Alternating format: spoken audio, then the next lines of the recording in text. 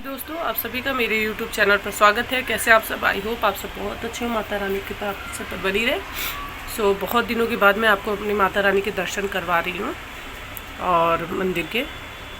और अब नवरात्रि आ रही है तो मैंने अभी आज 2 कपड़े ऐसे नीचे बिछा दिए और एक ये बिछा रखा है। अब धुलने के लिए सब अच्छे से साफ़ सफाई होगी और माता रानी का पूरा रूम मुझे क्लीन करना है, मंदिर भी, क्योंकि पूरा धूप वगैरह से ना काला पड़ गया है मंदिर। और किसी ने मुझसे कमेंट करके पूछा था कि दक्षिणावर्ती शंख के बारे में बताइए कि आपने दक्षिणावर्ती शंख कहाँ से लिया है और दक्षिणावर्ती शंख असली है नकली, ये पहचान कैसे किया जाए। तो उन्होंने मुझसे ये सवाल पूछा है, तो इसका मैं आपको ये वीडियो तो बहुत बड़ा नहीं मैं बना पाऊँगी, ठीक है। और शंख के ऊपर विस्तार से मैंने वीडियो ऑलरेडी डाल रखा है, मैं डिस्क्रिप्शन में दे दूँगी। और बीच में ना मैं किसी दिन टाइम निकाल के मैं एक विधिवत इसके ऊपर पूरा अच्छे से वीडियो बना देती हूँ दक्षिणावर्ती शंख के बारे में, ठीक है। वैसे मैंने बता रखा है। और ये है दक्षिणावर्ती शंख, इसमें जल भरा हुआ है, रुकिए जल को खाली कर दूँ पहले। ये है दक्षिणावर्ती शंख। और देखिए मेरे यहाँ पड़ा था ना शुद्धक वगैरह, तभी बच्चे मेरे श्रीयंत्र रखा है मैंने, देखिए वो देख रहे हैं ना श्रीयंत्र रखे हुए हैं, तो उनका स्नान पूजा करवाना ज़रूरी है। तो फिर मैं बच्चों से ही पूजा करवा रही थी, क्योंकि गुरुजी ने बोला था अगर मूर्ति आप घर में रखे हो तो कन्या से पूजन करवा सकते हो। तो फिर मेरी बिटिया ही पूजा कर रही थी। तो ये देखिए इस तरीके से ये है पूरा दक्षिणावर्ती शंख। इसमें अंदर दूध दही शहद से स्नान कराया जाता है ना, तो बच्चों ने अच्छे से साफ़ नहीं किया, तो इससे मैं क्लीन करूँगी नवरात्रि से पहले। और ये है दक्षिणावर्ती शंख, ये बजता नहीं है। बाकी शंख से इसकी खासियत ये होती है कि जो बाकी शंख है ना वो दाहिनी तरफ से ओपन होते हैं, लेकिन ये है ये बाएं तरफ से होता है, ठीक है। बाकी शंख आप लोगे ना तो इस तरफ से ओपन होते हैं, लेकिन ये उल्टा होता है। और ये दूसरा ये बजता नहीं है। दक्षिणावर्ती शंख अगर बज जाए ना, जिस दिन बजने लगे प्रलय समझ लीजिए आ गई है, ठीक है। तो ये दक्षिणावर्ती शंख है और ये कंपलसरी इसलिए होता है, पहली बात तो माँ लक्ष्मी का प्रिय है दक्षिणावर्ती शंख। दूसरे माँ लक्ष्मी और नारायण लड्डू गोपाल जी या यंत्रराज जी की आपने स्थापना कर रखी है, तो ये आपके पास होना ही चाहिए, क्योंकि अभिषेक इसी से करवाया जाता है, इसी से अभिषेक होना चाहिए। और इस तरफ से ले लो घी, आ जाओ, शायद वहाँ पे रखा हुआ है ना। और इसमें आप जल भर के रखिए और थोड़ा सा अक्षत डाल के रखिए, ठीक है। खाली नहीं रखना चाहिए शंख को, शंख को कभी भी ऐसे खाली नहीं रखा जाता। और ये दूसरा वाला शंख है, ये है बजने वाला शंख। और घर में 2 शंख नहीं होने चाहिए। अब सब बोलेंगे तो 2 शंख तो आपने रख रखे, एक जैसे 2 शंख नहीं होने चाहिए। यानी एक दक्षिणावर्ती शंख आपके पास है तो आपको दूसरा दक्षिणावर्ती शंख नहीं रखना चाहिए, ठीक है। एक जैसे शंख नहीं रखने। तो मेरे मंदिर में एक ये है और एक ये है बजने वाला शंख, इसमें भी पानी भर रखा है। ये है बजने वाला शंख जो मेरे पति देव ही यूज़ करते हैं, तो पूजा पाठ में तो वही बजाते हैं। मेरे से बजना तो मुश्किल ही है। और देखिए ये देख रहे हैं ना, ये शंख इधर से ओपन है और ये वाला इधर से। अब मैं आपको बता देती हूँ कि शंख को असली और नकली कैसे पहचान करें, क्योंकि मार्केट में तो आप देखते होंगे आजकल ना पाउडर होते हैं ना, उनका भी शंख बना देते हैं, ठीक है। तो पहचान करना मुश्किल है। मैं आपको एक चीज़ बता देती हूँ, जैसे जब आप लेने जाएंगे ना, ये देखिए शंख को ऐसे ऐसे करके आप देखेंगे ना ऐसे, तो इसमें से कोई पाउडर वाउडर नहीं निकल रहा, देख रहे हैं। ये जैसे कि वैसे ही है, ओरिजिनल शंख है। नहीं तो आप वो जो होता है ना उसको ऐसे ऐसे घसेंगे ना, उसमें कहीं ना कहीं से ऐसे पाउडर वाउडर निकलने लगता है। और दूसरे ये बहुत चमकता हुआ नहीं मिलेगा आपको, एकदम चमचमाता हुआ जो रहे ना, जो एकदम साफ़ सुथरा एकदम चमकता हुआ रहे, तो प्लीज़ उसे मत लीजिएगा, क्योंकि वो नकली शंख होगा, वो चमकता हुआ रहता है, ठीक है। ये चमकता हुआ नहीं रहता, ये ऐसे खुरदरा सा होता है, ठीक है। ये देख रहे हैं ना आप, ऐसे खुरदरा सा रहेगा।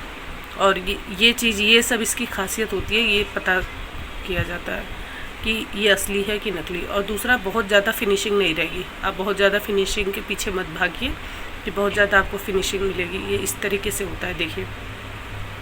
तो थोड़ा बहुत तो इसकी शेप वैसे भी थी, तो हल्का फुल्का मैंने इसे सही किया था। दूसरा, मैं जब इसे लेकर आई थी ना, तो मैंने सोचा पता नहीं असली है कि नकली है। मैं इसे गुरुजी के पास लेके गई, तो गुरुजी ने कहा कि शंख को कभी भी पहचान करनी हो कि असली है कि नकली है, उसे कान के पास अपने ले जाओ और बाकायदा ऐसे ना कान के पास आप ले जाके एकदम ऐसे ढक लीजिए और इधर आपका कान आ जाएगा इधर से, और ऐसे करके आप इसे अपने कान के पास जब लगाएंगे ना तो इसमें से बहुत बहुत बहुत हल्की सी आप सुनेंगे, बहुत ध्यान से ऐसी आवाज़ आएगी, बहुत हल्की सी आती है, बहुत ध्यान से सुनेंगे, जैसे करके एक बहुत बारीक सा ध्वनि हवा की तरह, एक हवा के हमने कभी आवाज़ सुनी है ना, कुछ वैसा ही, तो बहुत बारीक सी आवाज़ आती रहती है। तो इसीलिए वो शंख में आवाज़ आती रहे तो वही शंख असली है, नहीं आवाज़ आएगी तो असली शंख नहीं है। इस चीज़ का ध्यान दीजिए। मैं आपको एक बार अभी सामने से मैं करके बता दूंगी, ठीक है। तो मैं पहले इसके बारे में सब आपको अच्छे से डिटेल में बता दूं, ठीक है। तो आप इस तरीके से शंख ले लेंगे। तो असली शंख के लिए मैंने 2 चीज़ बता दी है कि एक बहुत ज़्यादा आपको फिनिशिंग इसकी बहुत अच्छी नहीं मिलेगी, दूसरा थोड़ा सा खरदूरा सा रहेगा, एकदम चमकता हुआ नहीं रहेगा, ठीक है। और ये था सवाल कि आपने इसे लिया कहाँ से था। मैंने इसे लिया था मुंबई में मुंबा देवी मंदिर है, वहाँ से लिया था। और एक बहुत पुरानी दुकान है मुंबई में, CST आप जाएंगे तो वहाँ पर है मुंबा देवी, ठीक है। मैं वहाँ पे मूर्ति वगैरह बहुत अच्छी मिलती है। मैं कुबेर जी, जो छोटे से मेरे कुबेर जी देख रहे हो, मैं वहीं से लेके आई थी। तो वहाँ से मैंने ये लिया था ये शंख, और ये हरिद्वार से ले आई थी। तो हरिद्वार में भी मिल जाएगा और जो बड़ी बड़ी दुकानें होती हैं ना वहाँ से भी मिल जाता है। प्लस ये गुरु जी के यहाँ पे भी मिलता है, विट्ठल भैया हैं, उनसे भी आप ले सकते हैं। तो दक्षिणावर्ती शंख उनके पास भी मिलता है। देखिए बजने वाला शंख तो ईजिली मिल जाता है, लेकिन दक्षिणावर्ती शंख ओरिजिनल मिलना बहुत मुश्किल होता है। तो आप उनसे भी मंगा सकते हैं। अगर आप कमेंट करेंगे तो मैं नंबर उनका दे दूँगी, तो आप ऑर्डर करके मंगा सकते हैं। और मैंने श्री यंत्र भी उन्हीं से लिया है, विट्ठल भैया से ही लिया है। और मेरे पास शंख पहले से था, तो इसलिए दक्षिणावर्ती शंख भी दे रहे थे। जब मैं श्री यंत्र ले रही थी तो उन्होंने मुझे कहा दक्षिणावर्ती शंख भी लेना पड़ेगा। मैंने कहा है मेरे पास, तो गुरुजी ने मना किया था 2 शंख नहीं रखते। एक जैसे 2 शंख नहीं रख सकते, 2 अलग अलग शंख रख सकते हैं, ठीक है। एक जैसे आप 2 शंख नहीं रख सकते।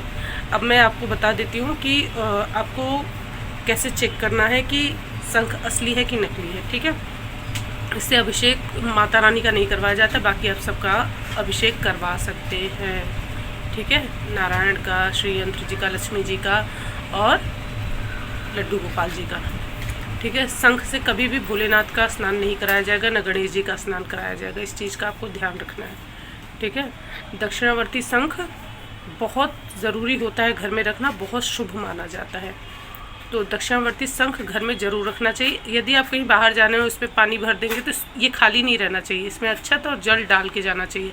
यदि आप बाहर जा रहे हैं 7-8 दिन के लिए तो इसमें पूरा अक्षत भर के जाइए, क्योंकि अक्षत ख़राब नहीं होगा। जल डालेंगे वो सूख जाएगा तो शंख खाली हो जाएगा, ठीक है। तो इस चीज़ का ध्यान रखिएगा, ठीक है। अब मैं आपको बता देती हूँ कि इसमें आवाज़ के लिए हम कैसे सुन सकते हैं। तो ये देखिए, ये दक्षिणावर्ती शंख है ना, इसको हमें ये देखिए कान के पास ले जाइए, आंखें बंद करिए।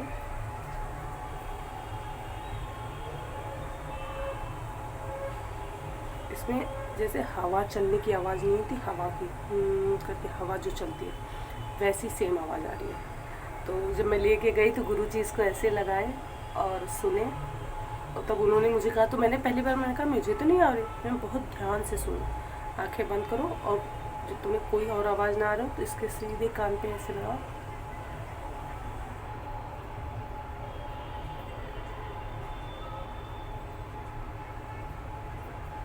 इसमें से खुद आवाज़ आ रही है। और अब मैं कैजुअली ऐसे लगा लेती हूँ, क्योंकि उससे पहले मुझे पता नहीं था, लेकिन इसमें से आवाज़ आती है, ठीक है। आवाज़ आती है, पता चलता है प्रॉपर। तो इसीलिए कह रही हूँ, आप असली शंख की जो पहचान है ना वो यही है। और इसमें अब ऐसे मैं जल भर के से रख दूँगी। शंख का स्टैंड ले लीजिएगा, क्योंकि शंख ऐसे ज़मीन पे नहीं रखते। अगर स्टैंड आपको नहीं मिल रहा है तो आप कोई पीतल का, इस शंख में से भी, इसमें से भी आवाज़ आ रही है, लेकिन उसकी आवाज़ अलग होती है, आवाज़ इसमें से भी आ रही है। तो शंख की पहचान सबसे अच्छी यही है कि शंख में से ध्वनि, जो शंख की ध्वनि एक बजाने पे आती है, एक वैसे जो हम सुनते आती है, तो वो ध्वनि होती है, ठीक है। तो आप वो मंगा सकते हैं, ऑर्डर कर सकते हैं, या खुद जाके दुकान पर से ले सकते हैं।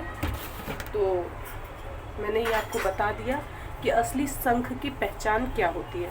सो इस तरीके से आप शंख ले सकते हैं और जहाँ से भी लीजिएगा, आजकल तो हर एक चीज़ की वो मिलती है कि ये प्रमाण पत्र उसका एक मिलता है, तो शायद इसका भी मिलता होगा। लेकिन वो दुकान बहुत पुरानी थी जहाँ से मैंने लिया था, बहुत पुरानी, क्योंकि मेरी मम्मी के पास जो मूर्ति है ना, मम्मी मेरे पैदा होने से पहले भी ली थी वो मूर्ति, और उनके यहाँ से ही हमारे यहाँ शंख वगैरह कोई भी पूजा पाठ के सामान ली जाती है तो उन्हीं के पास से लिया जाता है। जो भी मूर्ति वगैरह ली जाती है सब उन्हीं के पास से लिया जाता है। सो इसलिए मैंने उन्हीं के पास से लिया था। तो बोले बिटिया ये ओरिजिनल है। मैंने कहा मैं दिल्ली जाऊँगी और वो अगर कुछ गलत रहा ना तो फिर वापस तो कहें मैं जानता हूँ आपके घर वालों को। तो वो आप बम्बा देवी जाएंगे ना, तो जब एंट्री होती है ना मंदिर की तरफ जाने लगो, साइड में ही शायद लेफ्ट साइड में, अब यहाँ से ऐसे नहीं पता, मैं कभी मुंबई गई तो आपको ज़रूर बताऊंगी। बाकी किसी बड़े दुकान पर आप जाएंगे तो इसलिए आपको मिल जाएगा, नहीं तो आप विट्ठल भैया के पास फ़ोन करके गुरुजी के यहाँ आप मंगा सकते हैं। श्री यंत्र लेना हो आपको, कोई सा भी यंत्र लेना हो, दक्षिणावर्ती शंख लेना हो, बजने वाला शंख लेना हो तो आप ले सकते हैं।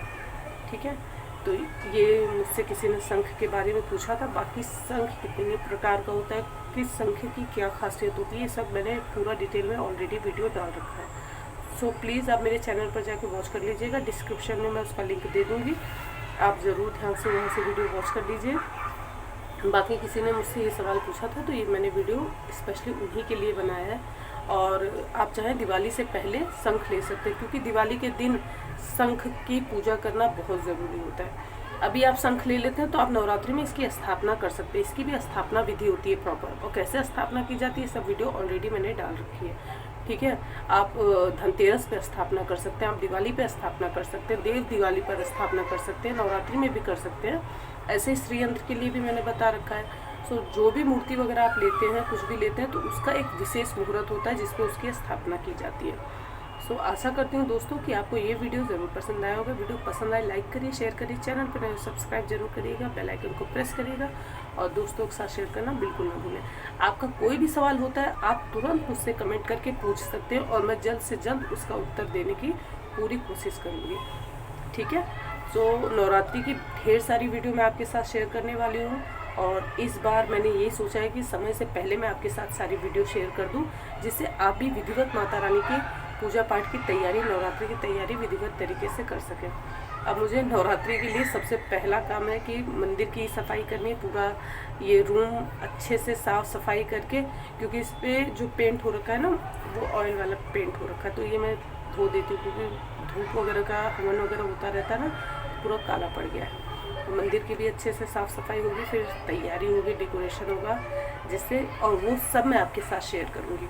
सो दोस्तों मैं मिलती हूँ आपसे नेक्स्ट वीडियो में, तब तक के लिए जय माता दी। यदि मैं एक बार फिर से कह देती हूँ, आपका कोई सवाल हो तो प्लीज़ कमेंट ज़रूर करिएगा। तो मैं मिलती हूँ नेक्स्ट वीडियो में, तब तक के लिए जय माता दी।